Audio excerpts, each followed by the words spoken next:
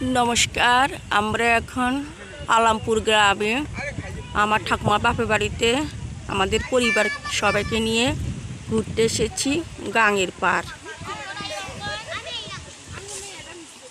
সুজলা সুফলা শস্য শ্যামলা আমাদের এই বাংলাদেশ।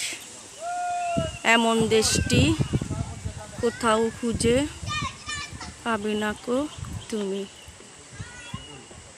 আমাদের দেশ সত্যি খুব সুন্দর। বাংলাদেশ আমাদের দেশের তুলনা হয় না।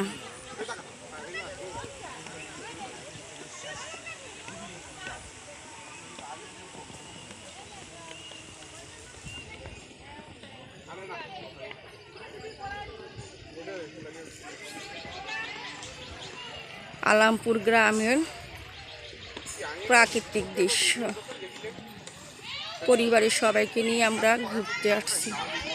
নদীর পার, এখানে একটা সেতু হবে, ছোট সেতু। গ্রামের লোকেরা এপার থেকে ওপারে যাবে। আগে আমরা নৌকা করে যেতাম।